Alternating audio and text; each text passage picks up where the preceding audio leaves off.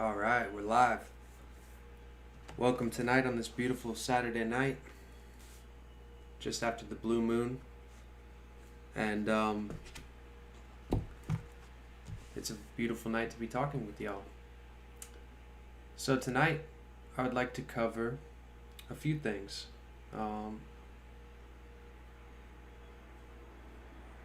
First, I would like to start by reading about the earthy trigon, the earth element, especially linked to astrology. Right now we have 3 planets in Capricorn, which have been there for a long period of time, being Jupiter, Pluto, and Saturn. Also, we have the moon in Taurus and Uranus in Taurus at the moment, and we've just had Venus in Virgo, as well as some other planets. So I think that this is a good time to get a broader as well as a deeper understanding of the earth element. So I'm going to go ahead and get into this book, which is The Light of Egypt by Thomas H. Burgoyne. Books 1 and 2 in here. And provide some value for you guys right away. The earthly triplicity stands for the frozen, inert north, as a symbol of frigidness, hardening, crystallization, death. It is concerned with all phenomena that is most external and palpable to the external senses, the solids, metals, and fabrics. Okay. Upon the intellectual plane, it is concerned with the relations of solids to each other, from which is a specially evolved form, proportion, sound, etc. The same may be said of the metals dug up from the bowels of the earth, of the commerce, arts, and industries resulting therefrom. Esoterically, the earthly trigon denotes the comprehension of the spiritual qualities evolved from the earthy activities, or rather, that one spiritual quality of threefold formation expressed in 3 mystical terms. Taurus, servitude or spirit of patient work. Virgo, formation and reformation. Capricorn, the result of the union of Taurus and Virgo, which leads either to the higher plane in the spiral of existence, or to the lower plane on the downward course to darker realms of being, more earthy, hardened, and dead. Okay. So first of all, the author Thomas H. Burgoyne, who wrote this book in the early 1800s and was part of a group called the Brotherhood of Luxor, of which he was an initiate and later a master, tells us that the earth triplicity stands for materialized, dead, inert, crystallized form. Okay? And that upon the intellectual plane next, so that's the symbolic realm, upon the intellectual plane, it is concerned with the relations of solids to each other.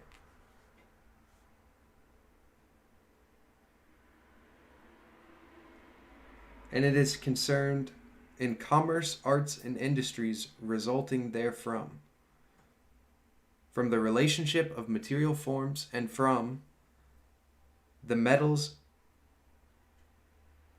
and crystals and other things dug from the bowels of the earth. Then he goes on to say that esoterically,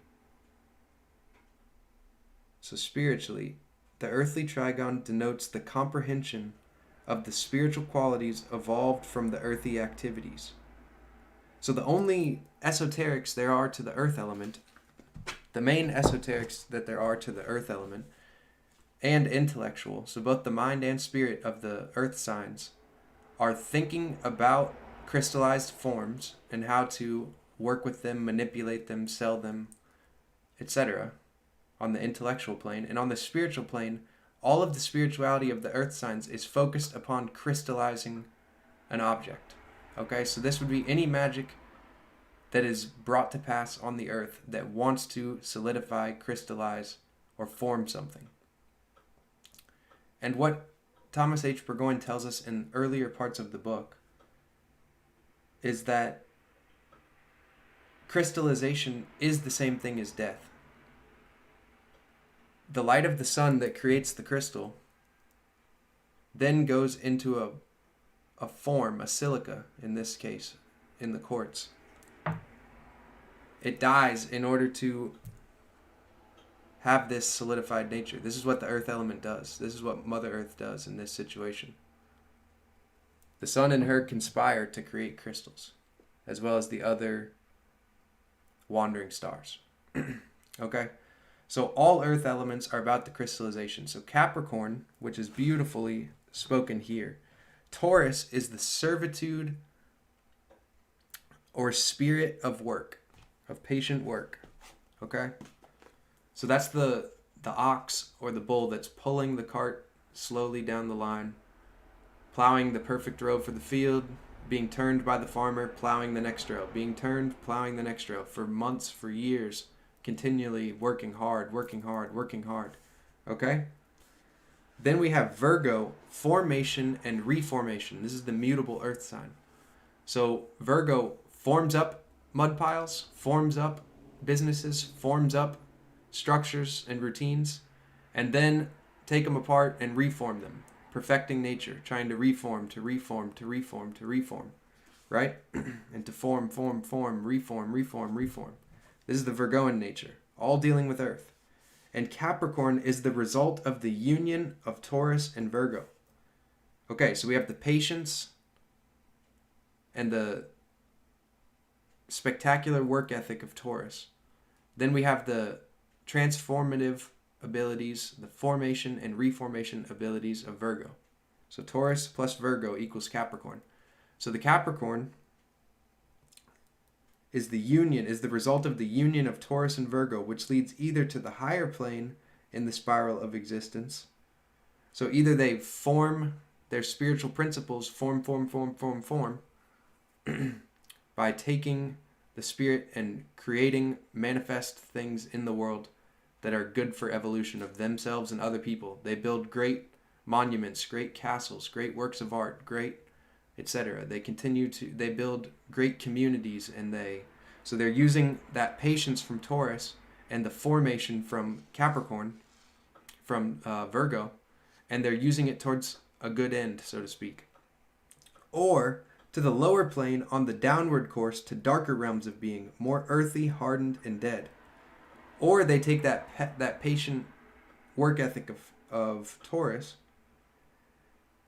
and they reform things improperly, or they form things in a way that's just selfish, just getting the good, okay? But let me go back and explain Capricorn to you, because this is where we have the proliferation of planets. So I'm going to read to you Capricorn. This sign, Capricorn, the goat, this sign in its symbolical aspect typifies sin, the scapegoat of the Israelites, and the universal offering of a kid or young goat as a atoning sacrifice for sin are significant. So we have the sacrifice, which is a theme in all of the earth signs. The different qualities of the sheep and the goat, sheep being Aries, goat being Capricorn, from a symbolical standpoint, are used by St. John in his mystical apocalypse. The Redeemer of mankind, or Son of God, being Aries, is always born... Never mind. This is Capricorn. The Redeemer of mankind, or Son God, is always born at midnight directly when soul enters this sign, which is the winter solstice. The young child is born in the stable and laid in the manger of the goat, in order that he may conquer the remaining signs of winter or death and thus save mankind from destruction. So we have the Redeemer, or the sacrifice, who is born in the winter solstice, and he is to save the rest of the signs because he's born in the worst condition. It's like Harry Potter being born with the lightning bolt on his head as Voldemort attacked him. He's coming from the lowest place, but he's able to transform that darkness into being the savior. Kabbalistically, the sign Capricorn signifies the knees of the grand macrocosm, and represents the first principle in the trinity of locomotion, vis-a-vis the joints bending, pliable, and movable. So it rules the knees and the joints especially, but also a lot of the skeletal system. It is the emblem of material servitude and as such is worthy of notice. So it gives a hard-working nature. Material servitude. Capricorn, upon the esoteric planisphere, is occupied by Naphtali, whom Jacob says, is a hind let loose. He giveth goodly words. Here we have two very distinct references. The first to the symbol, a hind or young deer, i.e. a goat with horns. Goats and deer are equally significant of the earthly mountainous nature and are fond of high hills. The second is the Christmas proclamation, he giveth goodly words, peace on earth, goodwill toward man. This sign represents regeneration or rebirth and reveals the necessity of new dispensations. The mystical gem of this constellation is the onyx, sometimes called Chalcedony. Capricorn is the lowest emanation of the earthly trigon and is the constellation of the planet Saturn. Upon the intellectual plane, Capricorn signifies external form, and those dominated by its influx are among the very lowest in the scale of true spirituality. The brain of this influence is ever on the alert to seize and take advantage of circumstances. The sign gives a purely scheming mentality. The intellectual nature is directed purely to the attainment of selfish ends. The penetrating power of the mind is great. The natives are quick as lightning to see in others the weak points that they may work to their own advantage. They are indisposed to do any real hard work unless they see some great benefit therefrom in the immediate future. It is a very undesirable influence. Upon the physical plane, Capricorn generally gives a medium stature, slender, often ill-proportioned, plain-looking, energetic in their own interests, and indolent in the employ of others. Frequently, these natives have a long, sharp chin and slender nose, with small, piercing eyes. They are almost always narrow-chested. In disposition, they are crafty, subtle, reserved, and often melancholy. At the same time, natives of Saturn are often miserly, meaning they're cheap. Of plants and scheming. Of plants, this sign rules hemlock, poisonous, henbane, probably poisonous, deadly nightshade, poisonous, and black poppy, poisonous. Of stones, Capricorn governs coal and all black or ash-colored minerals. So that's where you get the Christmas joke of getting coal. That's actually a good thing to get if you want to enhance your Capricorn energy on Christmas, the beginning of the sign. So what do we make from this? Thomas H. Burgoyne was pretty rough on the Capricorn there in the intellectual plane section. So what we have to understand here is, and this is a theme that I've been fleshing out over all of my videos, okay? None of the zodiac signs are good or bad, right? They're all necessary for exactly what they provide, while we here as a soul and a spirit on this realm are being governed and impelled by these natures, okay? So when we come into a period of time when Capricorn is approaching for the sun placement, but also where we find that for the last year and more for some of these signs, some of these wandering stars, these planets, we've had them in Capricorn, okay? And as he just described, Capricorn is a scheming, selfish, self-motivated, hardworking, sees the weaknesses in others, and is quick to exploit them if it has something good for his own end. Basically what I'm saying is, as a microcosm of the macrocosm, which the grand man and woman is, we have, no matter whether you have any planets in Capricorn yourself, we all have this nature inbuilt into us. And at different states in our evolution, we utilize them for good or for bad, right? And in this time period, basically, I'll break it down for you. A lot of astrological teachers will say that you have 4 planets in Aquarius, right? And they'll diagnose this by saying, okay, you have an influx of Aquarius energy. You're very Aquarian. You're very eccentric. You're rebellious. You're on your own mental speed. You're not likely to adapt to the views of others. You're possibly great at leading or joining groups. Depending on the planets, you could be highly religious or very dogmatic in your views, etc. And they may say, okay, since you have so many planets in Aquarius, I need to teach you how to be a Leo, the opposite of Aquarius. We need to add some passion and some fire and some of these opposite natures to your being, right? For me, that doesn't work, okay? Because now what you're doing is you're neutering everything that soul, that spirit came into this realm with. So the person who came into the realm with 4 Aquarius placements wanted to do something with those 4 Aquarius placements. So now if we spend time teaching them how to be what they're not, they're not 4 Leo placements, we're only taking away from the magnificence and from the final end that they are here to accomplish. We're basically taking away from their potency. So what I'm saying is, if you have 3 planets in Capricorn in your natural chart, or if you have any placements in Capricorn that have been influenced by this Capricorn transit, where there's been 3 of the major planets, Hades, which is transformation, death of all things, control, occult secrets, hidden wealth, generational hidden wealth, all these kind of things. Jupiter, the god of expansion, of blowing all things up, the amplifier, the lightning strike that shoots a bunch of electricity into the circuit. And Saturn, the god of constriction, of limitations in order to teach a lesson, a god of wisdom and of patient hard work. If you have been feeling this, it's not something to run away from. That they're all been scheming. You've been scheming to create generational wealth or to find control over yourself or other people. You've been scheming to have a big expansion in your career or a big expansion in your social appeal, or a big expansion, that would be Jupiter, or a big expansion in the amount of servants you have, that could be Saturn, or a big expansion in your life structure, your routines, the amount of assets that you have to move around, the amount of potential for earning, and for all these different Capricornian themes with these 3 influx of planets. It's not something to give up and run away from because it feels bad.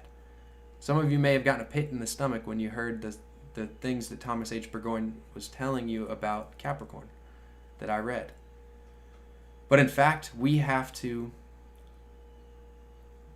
the degree that we want to evolve and to actually play out the motifs, archetypes, and abilities that are latent within us, because each of us have the Capricorn sign within our body. Like he said, it governs the knees, the joints, the skeletal system. We all have knees, joints, and skeletal system, and we all have that planet, or that sign's influence upon us.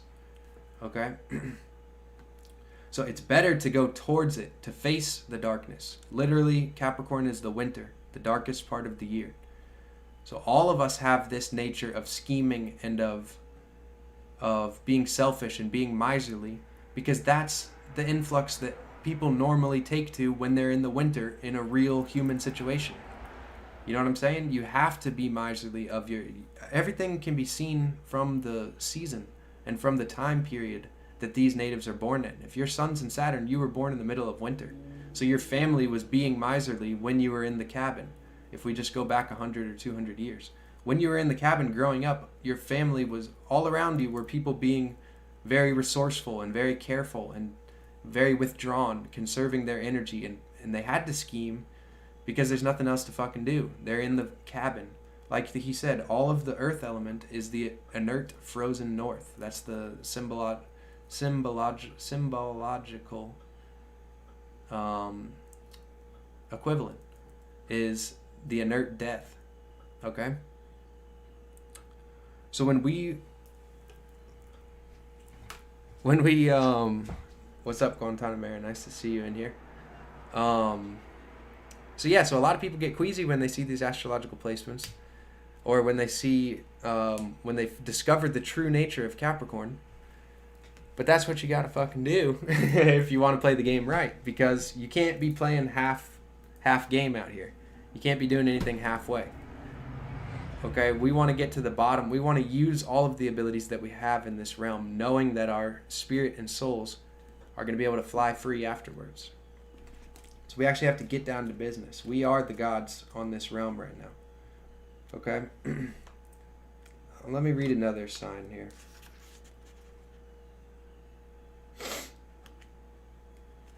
You know what? Let's actually read about Saturn.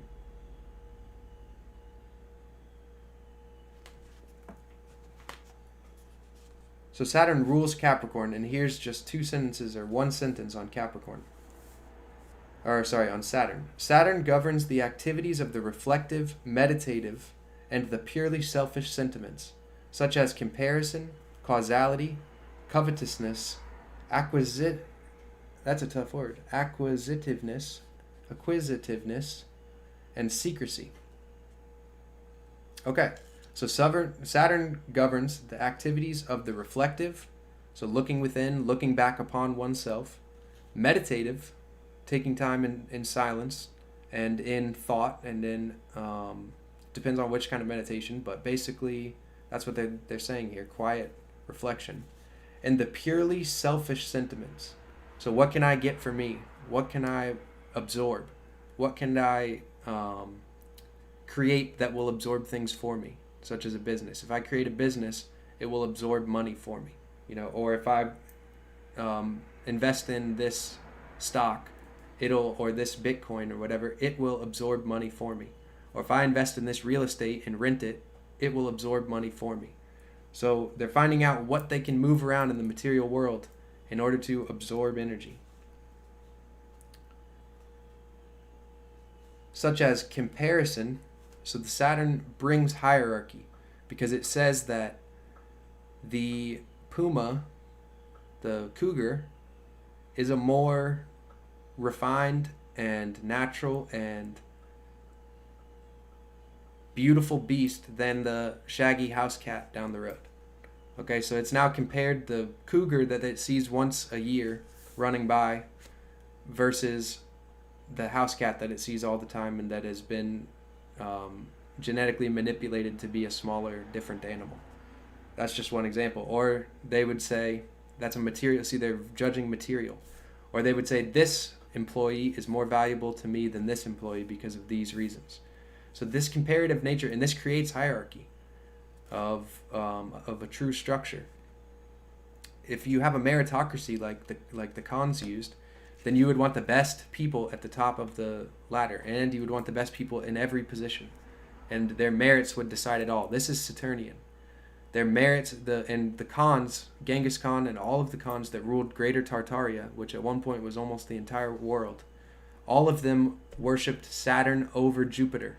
The modern Romans worship Jupiter. Let me say that again. The cons, a people of meritocracy, who at one point ruled the entire kingdom of Tartaria, which was over the entire world, they chose as their god the equivalent to Saturn.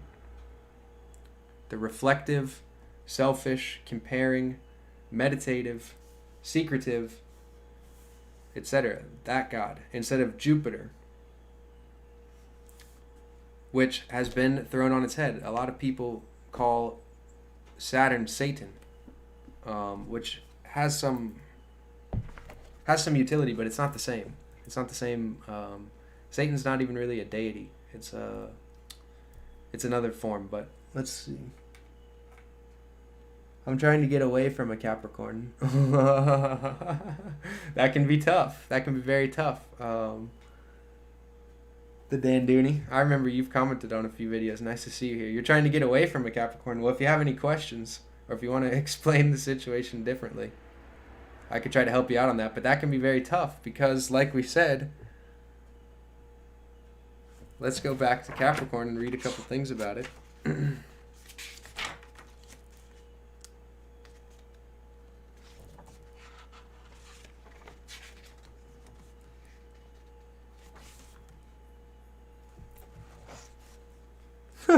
Okay, Capricorn. Okay, here. Capricorn signifies external form, so you're an object to the Capricorn. Even if you're more than an object to the Capricorn, you're definitely an object to the Capricorn. So you are one of that man's, I think, you're a woman. You're one of that man or woman's objects and assets, right? So the Capricorn doesn't want you to run away until they have a replacement for you. They want an object that they have compared that's better than you or equal to you before you leave. Oh, wow. He's Henry the... Okay. Yeah, well, here we go. So he wants... You're going to have to do a switcheroo. That's what I'm getting here. You're going to have to do a switcheroo. Throw one of your friends under the bus. You got to get Capricorn on this guy's ass. Out Capricorn him. And make him think that he's cheating on you with the friend, but really you've gotten the friend to do it. All right, I'm making a Capricorn scheme here. This is an example. And so when your friend who's been set up, who knows what she's doing, goes in to cheat on him, then you have a good excuse to leave. Okay, let me see. Those dominated by its influx are among the very lowest in the scale of true spirituality. OMG, he's awful. This is on you, Dan Dooney. You can get away from this guy. I bet you he's got the coin. Is he paying for a lot of stuff? Okay.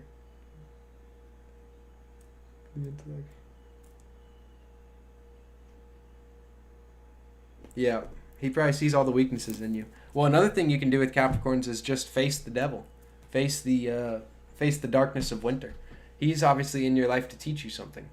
So every time you want to run away from the Capricorn, which it's natural, you should really be facing it, because the Capricorn, this is one thing they don't tell you. The Capricorn is very squeamish, very they put up a big show and they do a lot of secret things, but they're actually kind of cowardly when it comes to matters of the heart. Oh wow, it's a marriage. You're the stay-at-home mom. That makes sense. He's going out to work.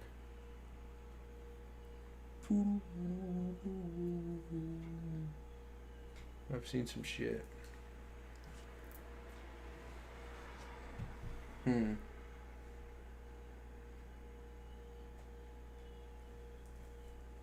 I'll let you two hash that out. Let me see what else we want to talk about here. Okay.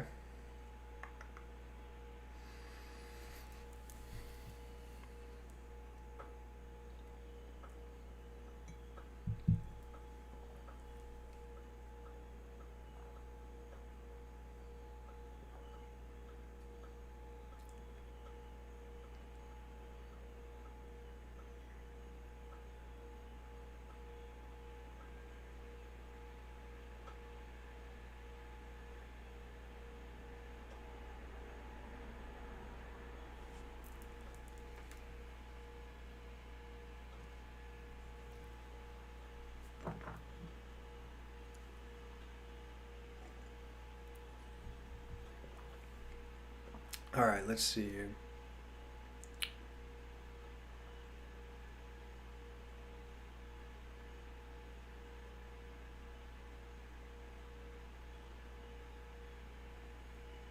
Honestly, I would comment on that, Dan Dooney, but I don't know anything about the English kings and queens, so I don't know exactly. Taking your word for it, I still couldn't help you out, because I don't know anything about those people. I know Henry VIII supposedly had a lot of wives, and he would behead them and stuff, I think. That's all I know. Okay.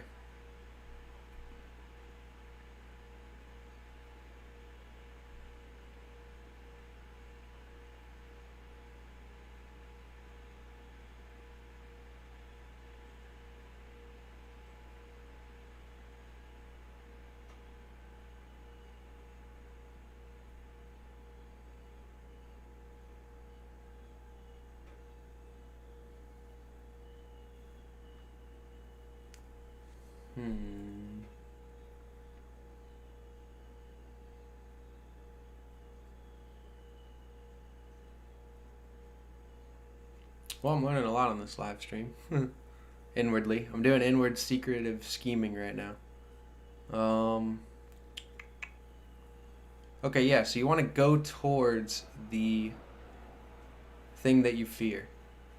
You want to go towards the things that you fear in this world, because the things that you fear are denoted by Saturn.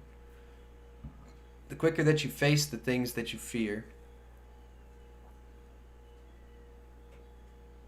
the more quickly that you grow and evolve. In the end, you'll realize that you were scaring at shadows. The shadows were actually yourself.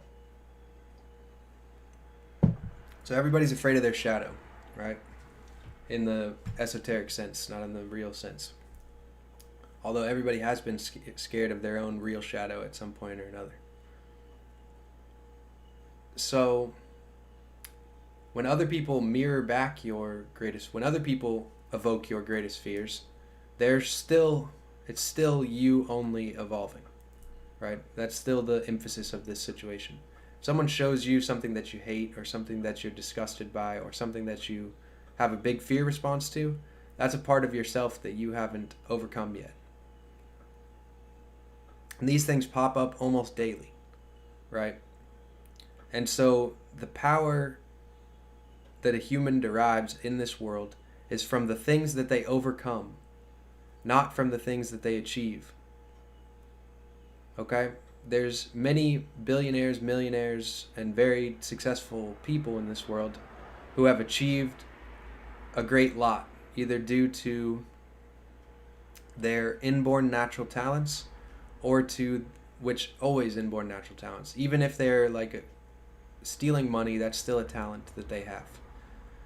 But what you achieve with your inborn natural talents is never satisfactory. Those people are still apt to jump off a bridge, or hang themselves, or hate themselves in a plethora of ways, right?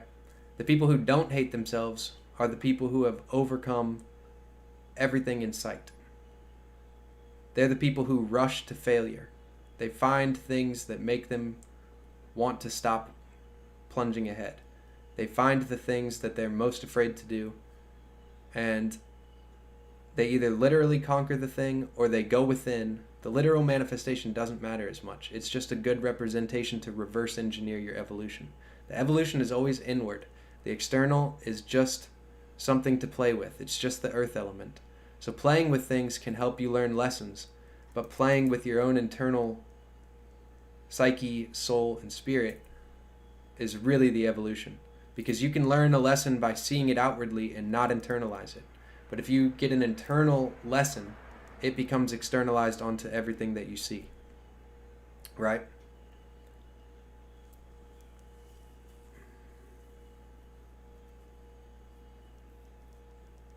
So essentially, you can tell what you need to evolve by what you fear, by what you reject, by what you hate. So when things trigger you, that's when you have to take a moment and reflect. And you can you can use the Saturn energy at that moment. The meditative, reflective part of the Saturn energy. But also you can use a bunch of different other energies. For example, say you're standing at a cliff jump off. And it's 20 feet down, and you've never jumped 20 feet off of a little cliff into the water. And you have extreme fear. Or even if you have done it, you're still standing at the edge and you find yourself in extreme fear this time. Sitting in Saturn energy at that moment's not going to help you. Okay?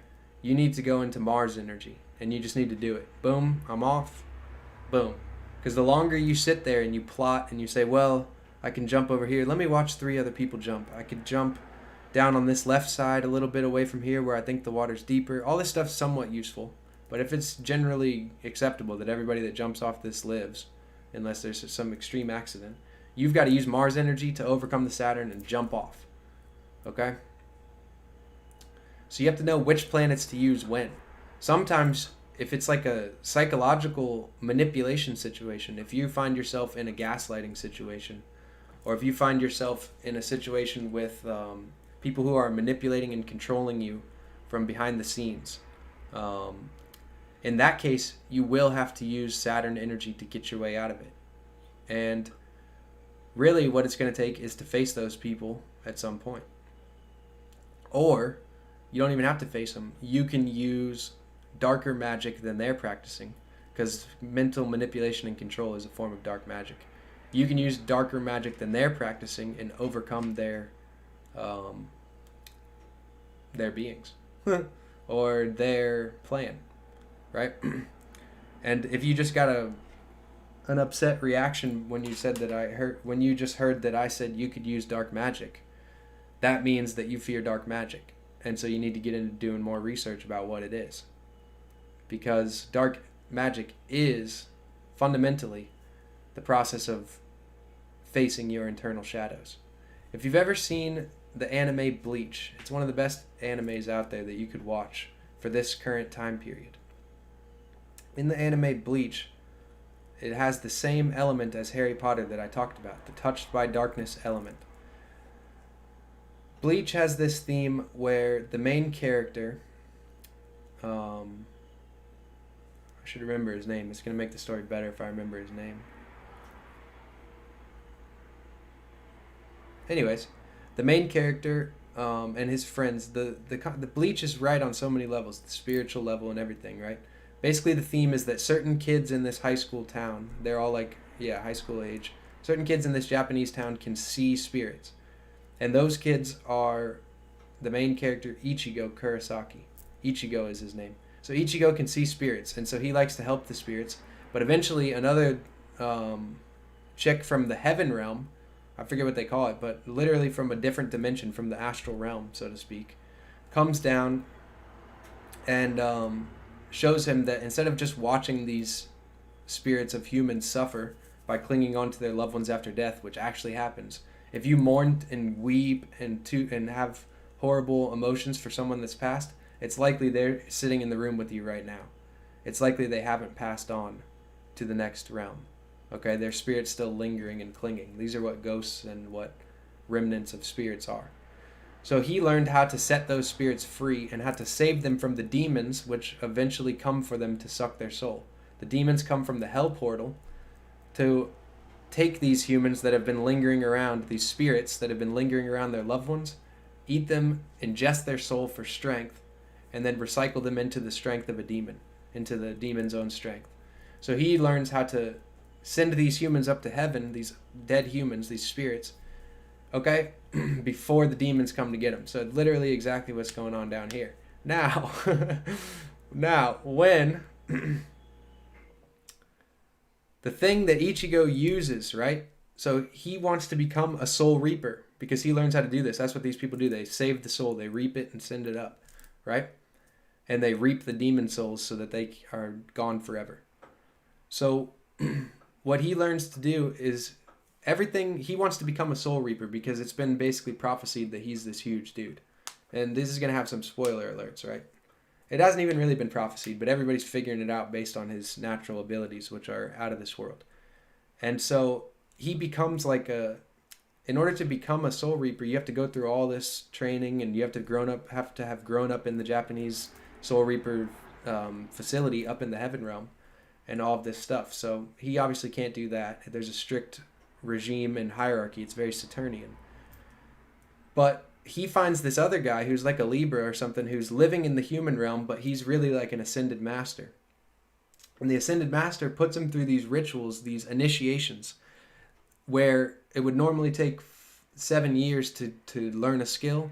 He teaches him how to do it in 3 days. And the way that he does it is by plunging him deep into the shit to the point where he could almost die at any point. Like, he has to battle the ascended master teacher on the realm, and the ascended master teacher is actually fucking him up. You know what I'm saying? And he has to go down into this pit, and in the pit he has to find a way to climb out. And it's just like a chasm. It's just like a deep well, as if you just took a cylinder and drilled straight down. It's just zoom, and he's down at the bottom. He has to figure out how to get out. And there's also like a demon that's his soul chain is about to be enveloped. So his entire existence is going to be cast away if he doesn't get out of this chasm. And what happens when he's down in this chasm is that his daemon, his higher self, the dark side of it, starts to break through the fabric of his literal body. In order to get out of the chasm, he became the demon form of himself. He became the dark side of himself because he had fully given way in his diminished state, knowing that he didn't want to die. And so he bursts out of the fucking chasm like a badass. And that other self is always present. Half of his, when he goes into battle, sometimes half of his mask will come off and you'll see the demon face on this side, which is him. It's just it's the yin yang. It's his darker side. And the darker side will say things like, let me come through. I'm a better fighter than you. You're fucking stupid. Don't make me go away. The darker side's fighting for its own right to be out there. And he always has a battle. He wants to put the mask. He wants to tame the darker side. And the enemies that he's fighting will be like, dude, you should let your darker side fight. It's better than you. You know what I'm saying? So, because the darker side's been training in the underworld for eternity, essentially. So, basically what I'm saying here is that with Harry Potter, with all these myths, with this show Bleach, the human's fucking worthless. The rest of the wizards didn't save the world in Harry Potter. Harry Potter saved the world because he had the darkness within him. Because he had to face the shadow, okay? So we have to face the shadow too. When we see fear in the world, that's a chance for us to embody our darker nature and to build it into our system. Because the darker nature is continuously denied because of the way that the ego and the society have conspired against us to tell us what's bad, what's good, what's right, how should we act, what should we believe in, how should we feel. In order to figure out how we really feel, we have to test all of that. Because we don't know who we really are or what we really feel until we burn all illusion to hell. Okay? Every illusion in this realm, being other people telling you how you feel, other people telling you what your purpose is, other people controlling you, you being scared of things, all of that is simply pointing you in the direction of exactly what you need to integrate, what you need to develop. And the whole point is that it's nothing being built.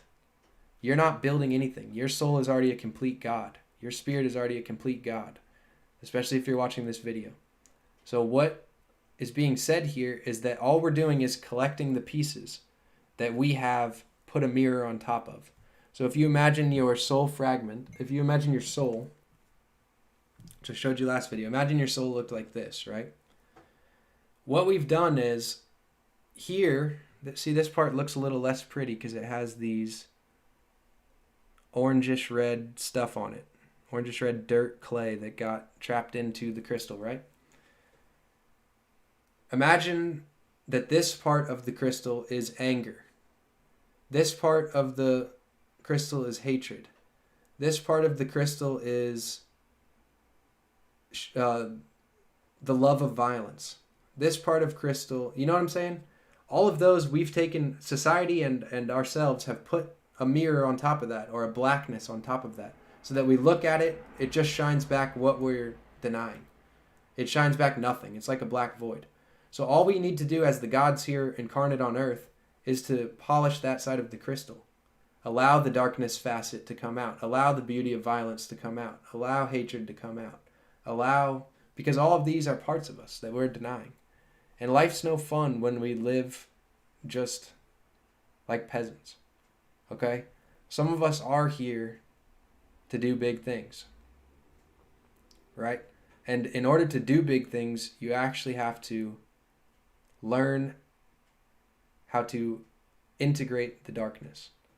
This is why most of the people that you watch on YouTube are actually fucking you over. Because they're telling you to join their group of light buddies, of light people, and we'll teach you how to love and light. We'll teach you how to shine your light brighter.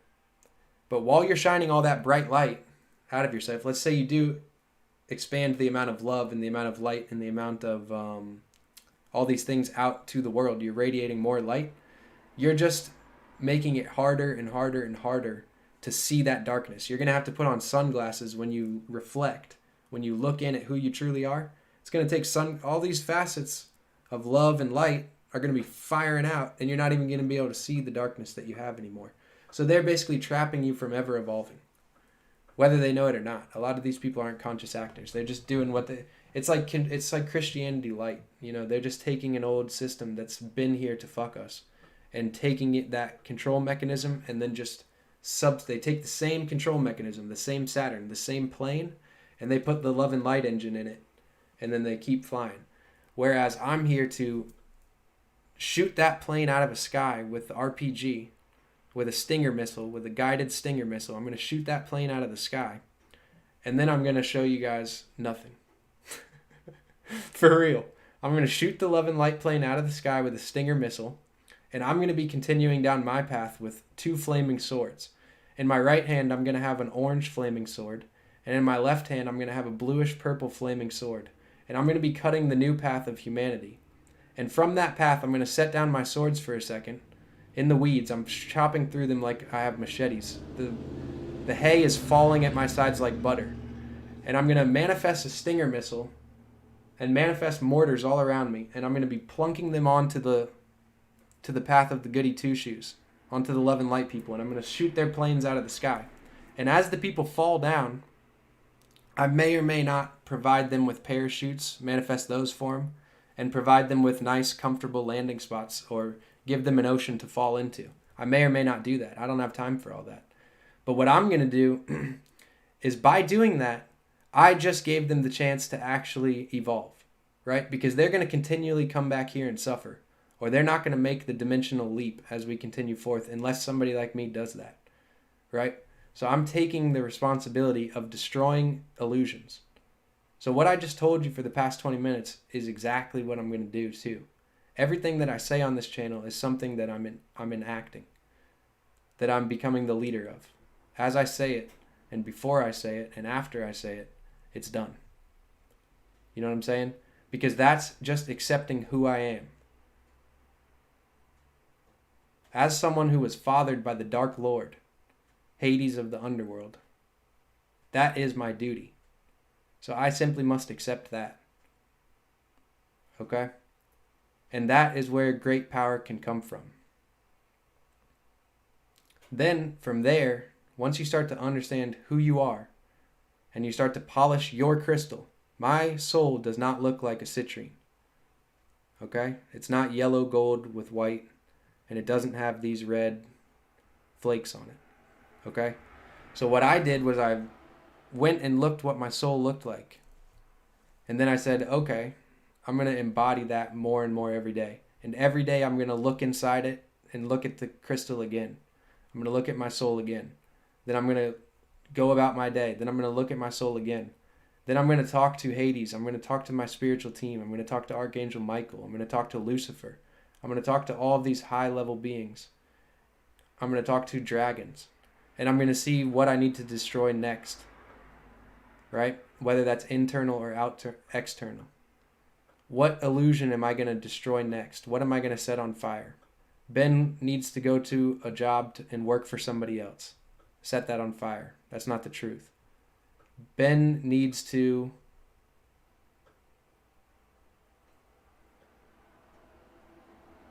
pick anything. Ben needs to, we'll take one from my past. Ben needs to become a professional baseball player. Burn it. It's false. Ben needs to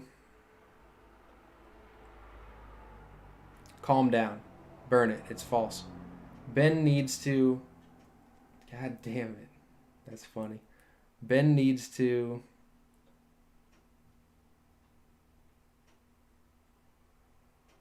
anything. Anything that isn't true to me is burned. Okay?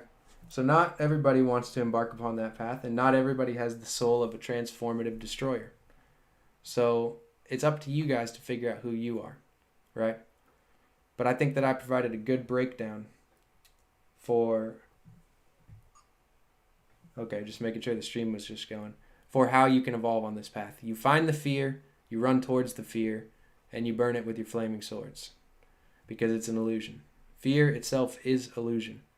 And one great way to do this, which I can teach you from my perspective of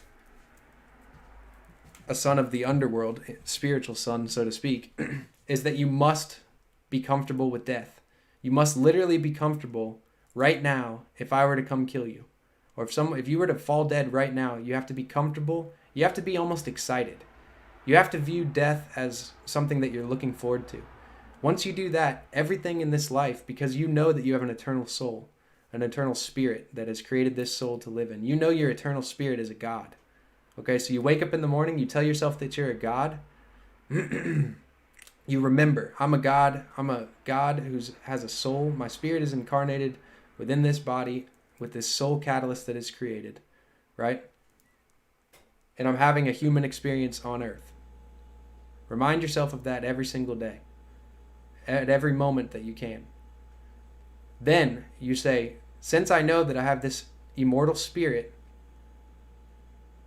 I am looking forward to death because it will take me off of this Capricornian plane of suffering. And I know that I'm going to a higher place.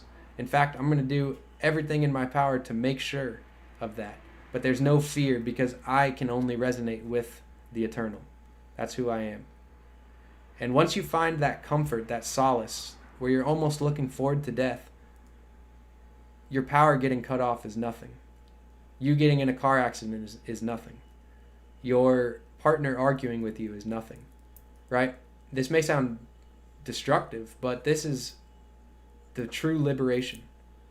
Overcoming this death anxiety is the number one, because then all of the little fears in front of you, which you thought, what does the person who's too afraid to leave their house think? I'm going to die. I'm going to get a sickness. I'm going to have a panic attack in front of everybody and fall down and then be laughed at while I die, right?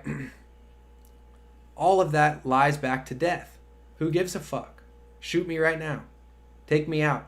I know I'm going back to where I came from. Period. Okay? So that's the problem with most. If you look at the other people in the spiritual movement that say like, well, I'm going to be careful about what I say because then the government's going to find me and all this shit.